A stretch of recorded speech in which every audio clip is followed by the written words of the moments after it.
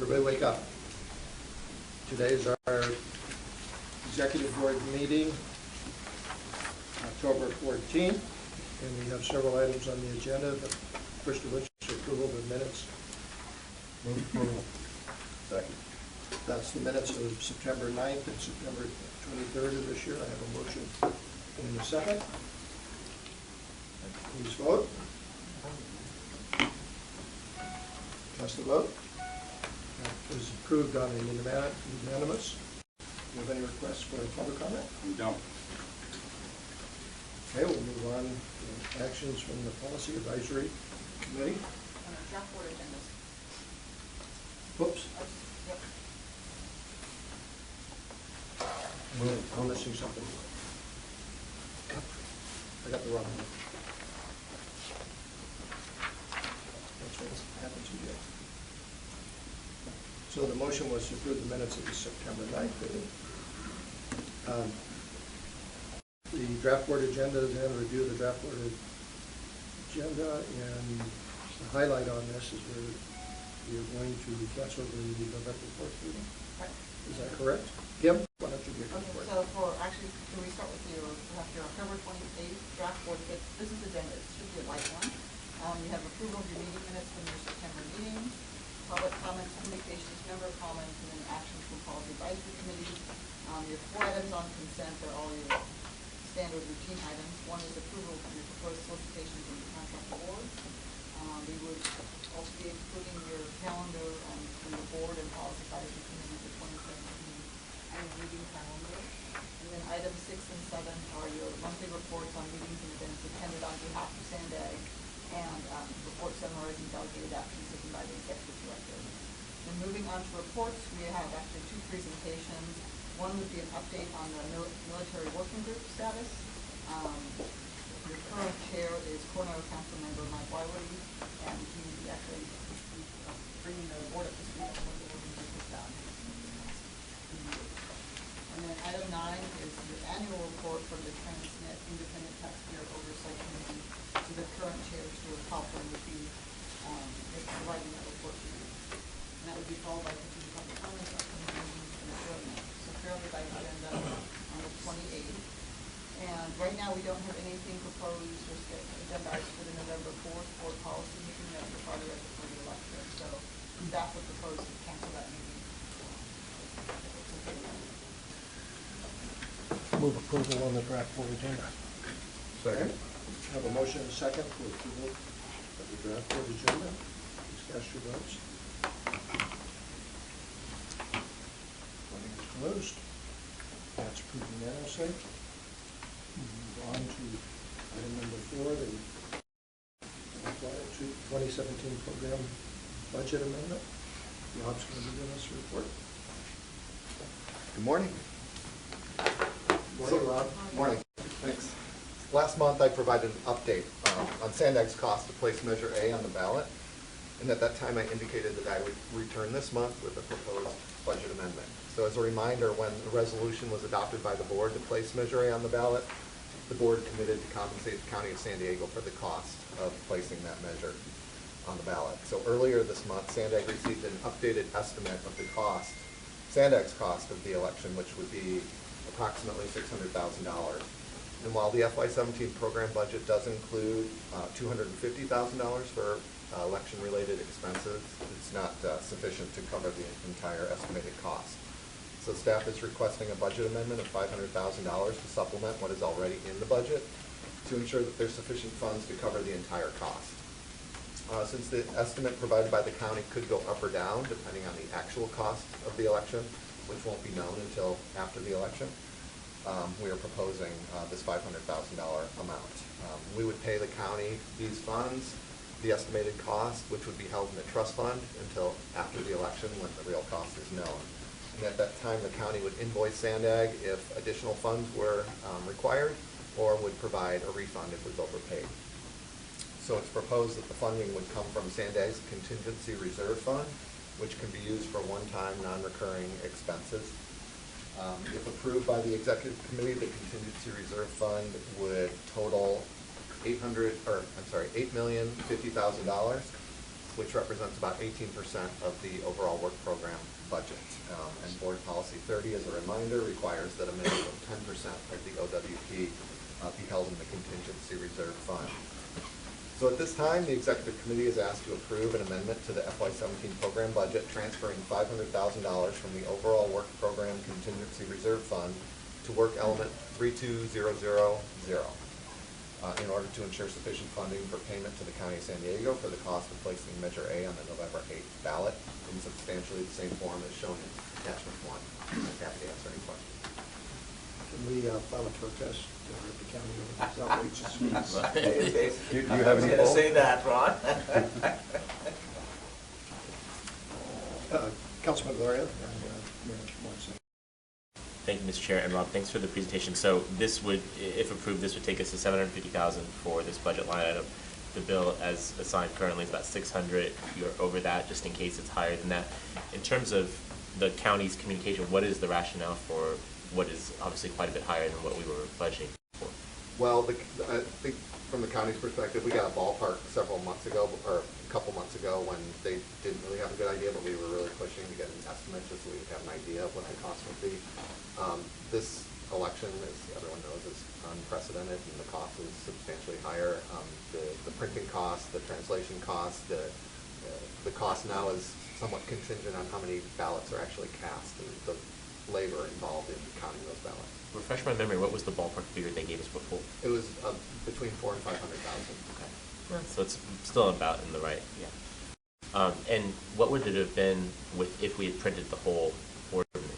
Well, the original estimate we got, which was at the same time we got the $400,000 to $500,000, was about double that. So it would have been just maybe under $1 million.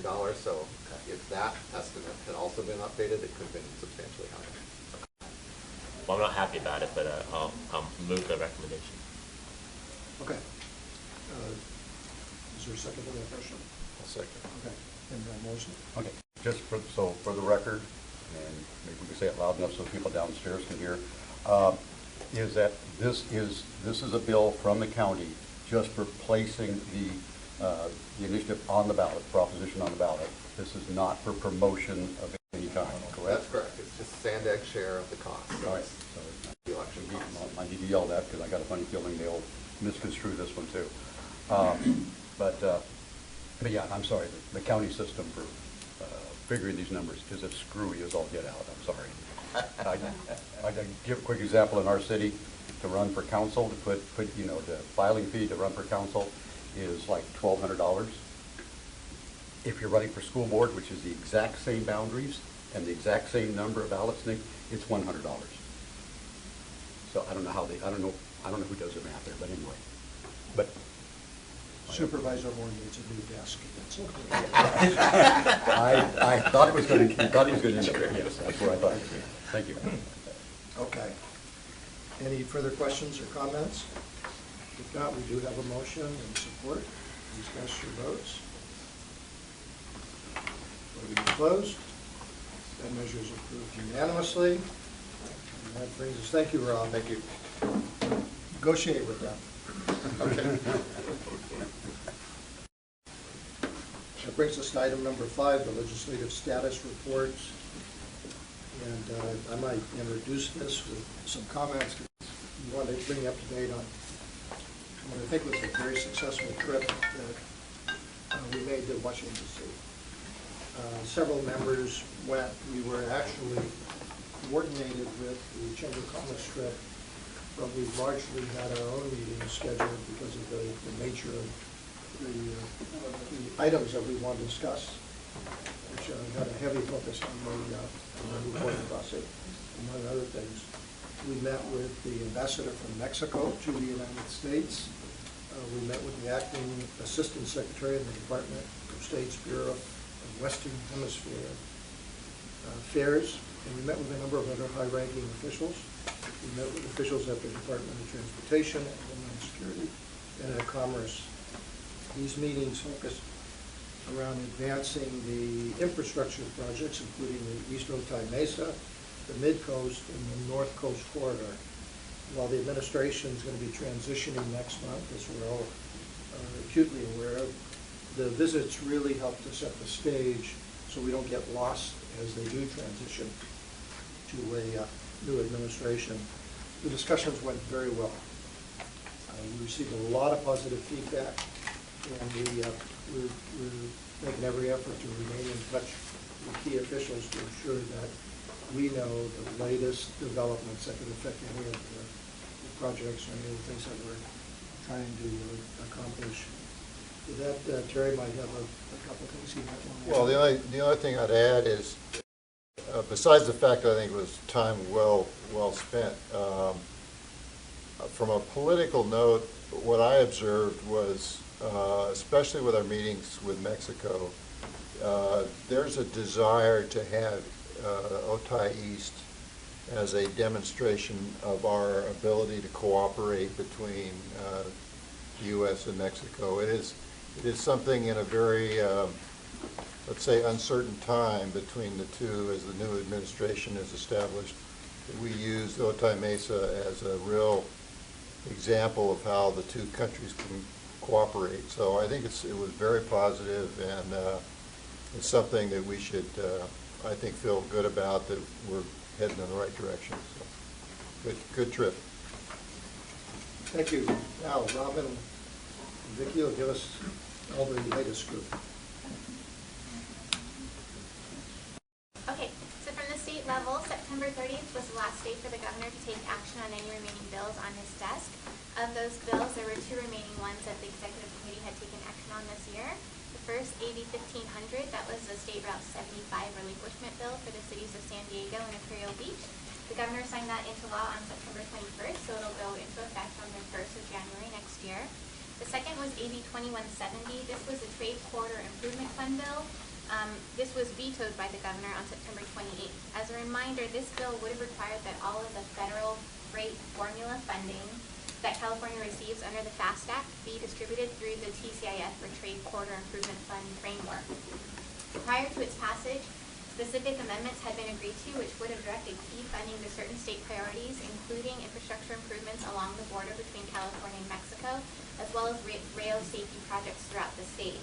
The bill that was passed by the legislature, however, did not include those amendments, so the governor's veto message essentially directs the California Transportation Commission to work with the author, Assemblymember Frazier, as well as Secretary Kelly, to essentially carry out the bill as it was intended to had those amendments been incorporated into the bill when it was passed. In addition, the governor signed into law the cap and trade expenditure plan that we talked about at our last meeting, which included $140 million for a new cap and trade program, the Transformative Climate Community Program. This is going to be a competitive grant program administered by the Strategic Growth Council to support greenhouse gas emission reduction projects that provide local economic, environmental, and health benefits to disadvantaged communities. On September 23rd, the Strategic Growth Council put out a proposed rulemaking which proposes that the program's funds be limited to 3 locations, with half of that going to the city of Fresno, a quarter of it going to the city of Los Angeles, and the remaining funds going to an undetermined location at this point. The explanation provided with the rulemaking highlights the use of CalEnviroScreen by the council in determining those locations. Again, CalEnviroScreen is a tool managed by Cal EPA in coordination with the Air Resources Board that is used by state agencies to designate disadvantaged communities on a statewide basis for the purpose of meeting certain thresholds through the cap and trade funding program. The current version, CalEnviroScreen 2.0, does not include comprehensive data sources outside of the United States.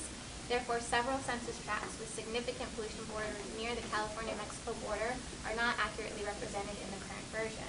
You can see this in attachment 3 or page 25 on your iPads. You may recall, however, that I mentioned at our last meeting that the draft CalEnviroScreen 3.0 has now been released.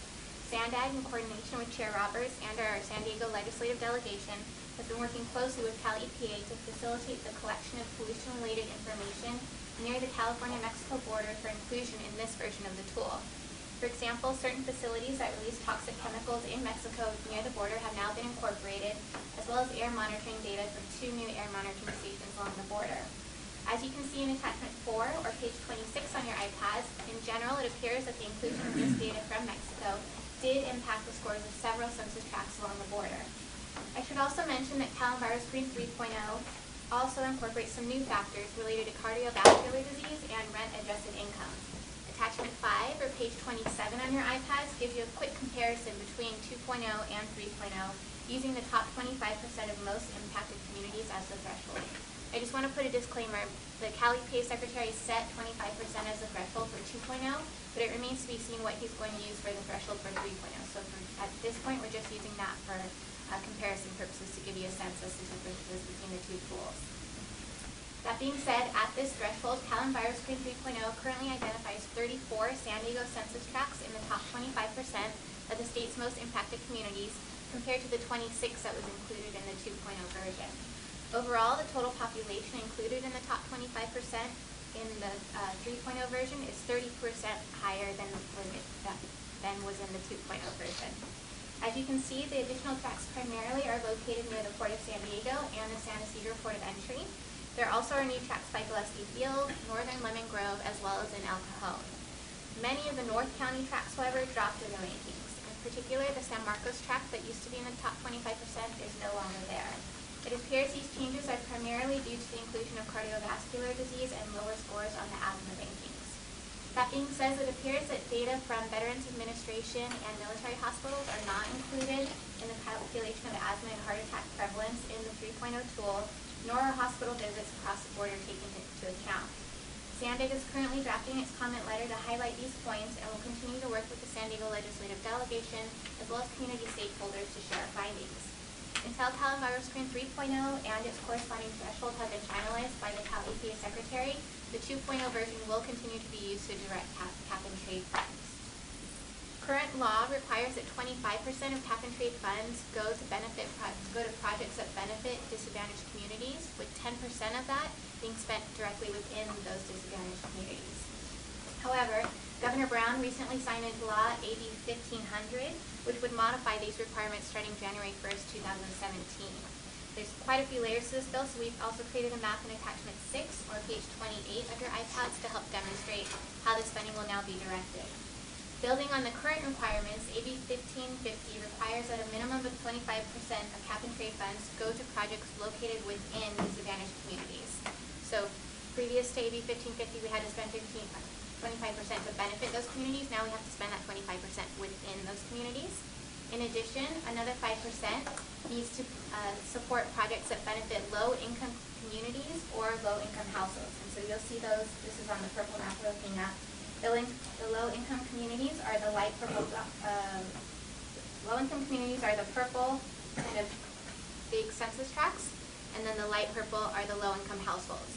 So we've got 25% in the dark purple census tracts that are disadvantaged communities, another 5% benefiting the light purple and the big purple sections, and then an additional 5% to low-income communities and low-income households that are within half a mile of the disadvantaged communities.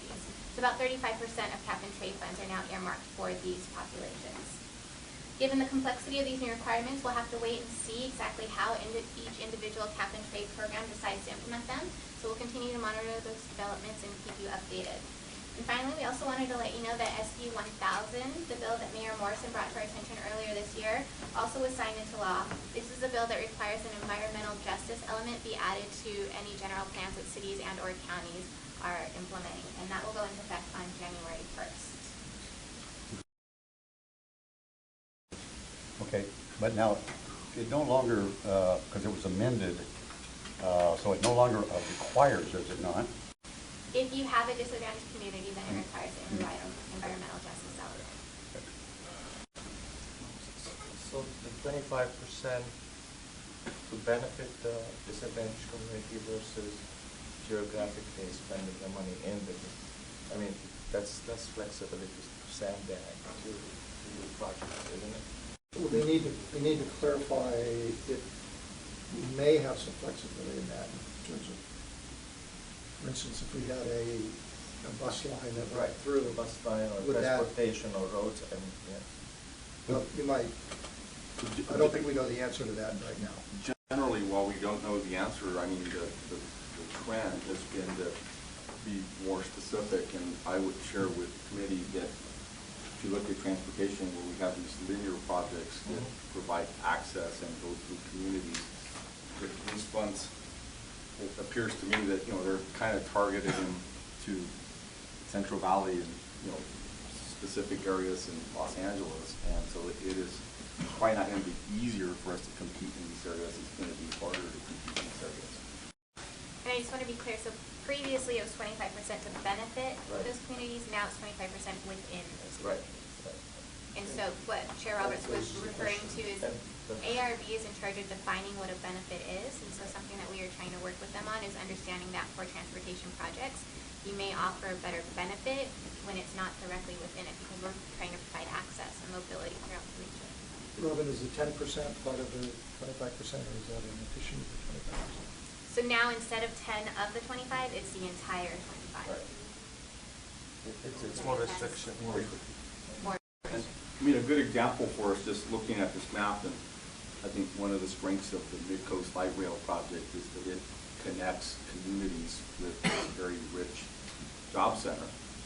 But the investment's not necessarily being done in that community. It's being done to connect communities, because we're now extending our blue line. So, and so, you know, if we were trying to get cap and trade funds, for example, to do that, depending on how the secretary defines the benefit, it may be a lot harder, because some of the improvements we would be making may not be directly in that community, it would be outside of that community. So I generally think it's going to be harder to compete for some of our projects. There may be other projects that come up that are good competitors, but not easier for us.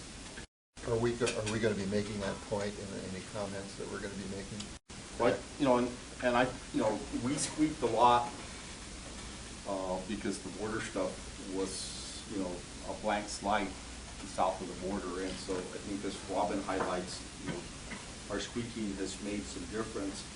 The challenge I see with this Enviro screen, though, is they keep adding new stuff to it. So, for example, the cardiovascular stuff that they added was something that's new.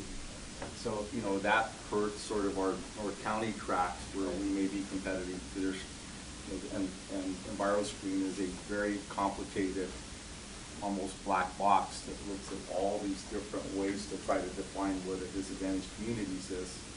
And so, you know, we now need to continue to squeak, because we know that our military pieces may not be in there. We know that, you know, some of the veteran stuff may not be in there.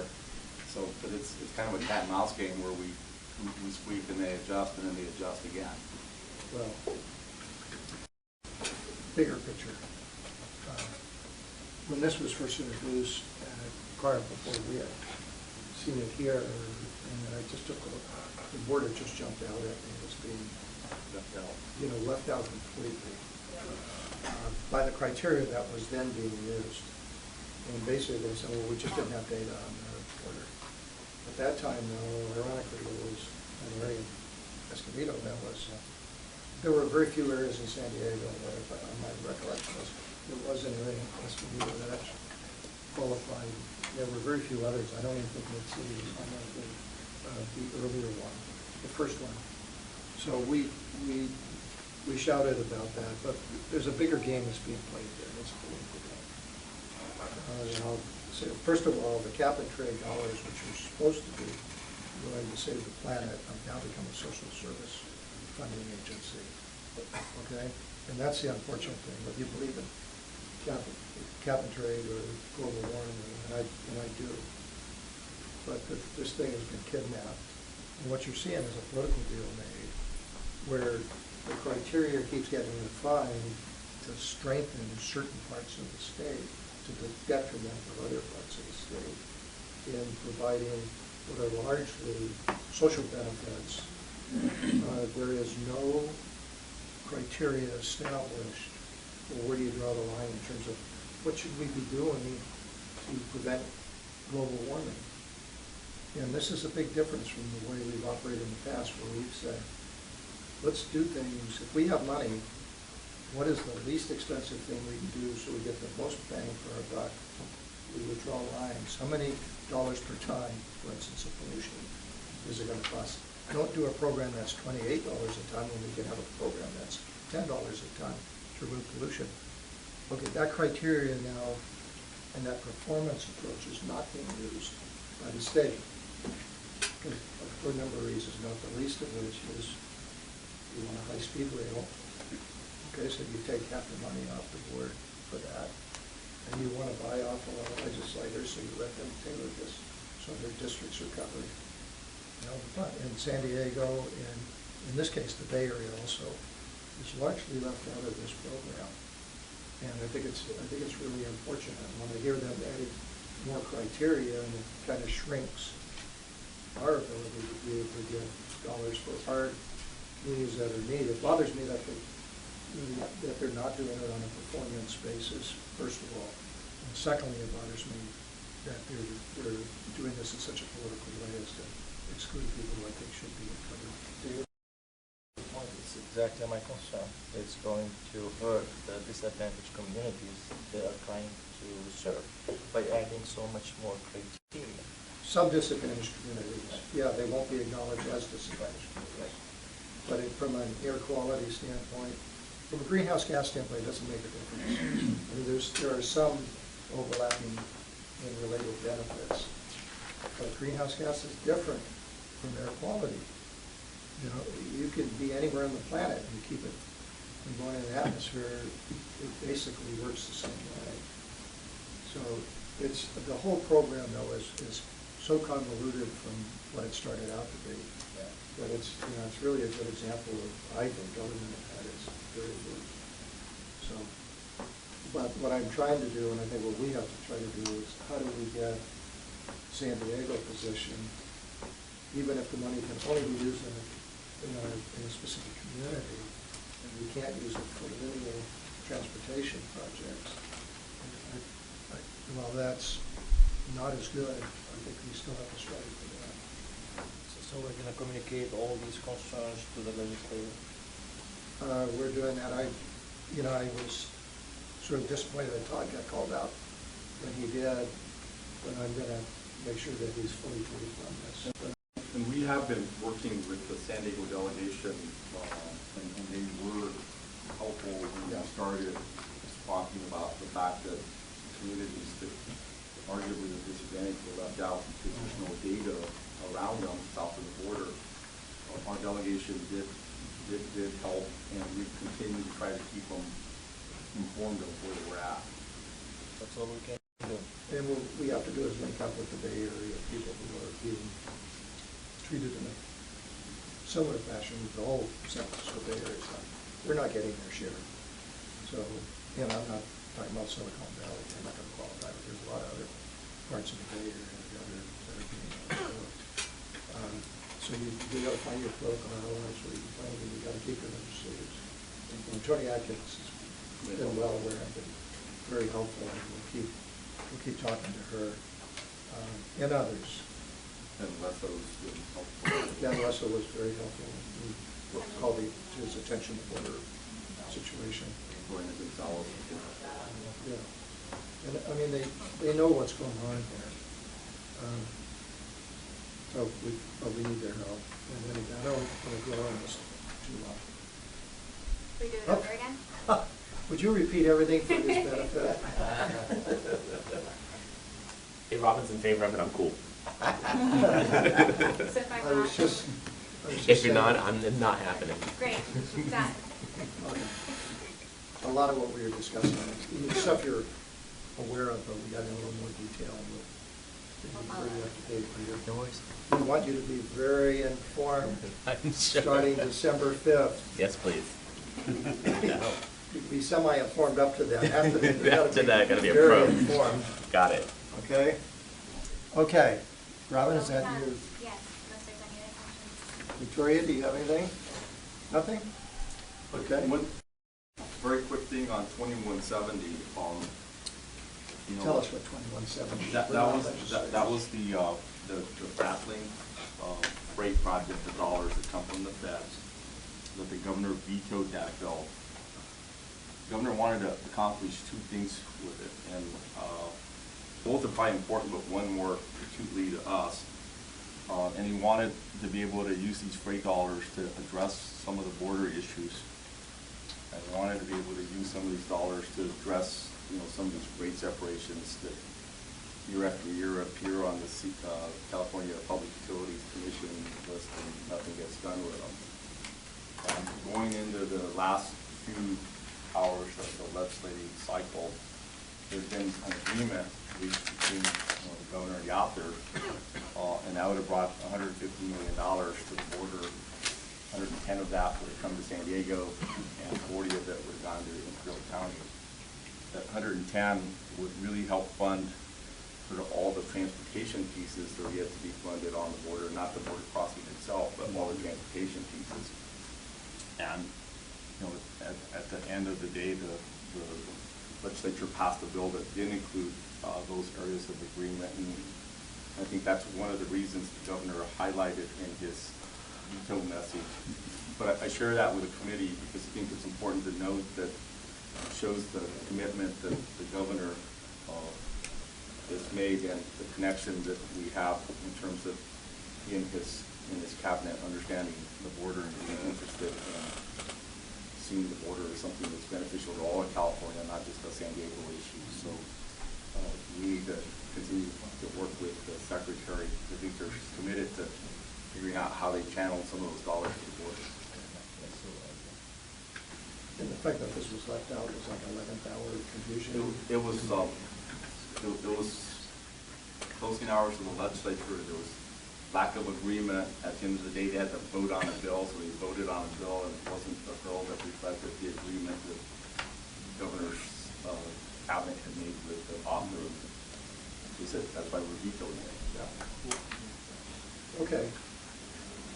And the good part is that the funds may come to us in a different way. Yeah, so we're working with the governor's office, so if you can't get it this way, what are the other opportunities for the administration to try to accomplish what they wanted to? And so our needs are aligned with what the administration is trying to do, so that usually puts us in a better position, right, in terms of trying to get these dollars.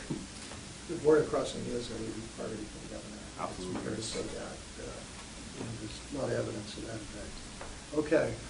Thank you, ladies. That concludes all the reports on our agenda. That's information item. We don't have any continuing public comments. We have an upcoming meeting, the executive committee scheduled for November. Yeah, at least, no, we don't. Oh, the executive committee. We do have the executive committee on the 4th, but not a board meeting. And we want to move it to, because we don't have a policy committee, we want to move it to 9 o'clock.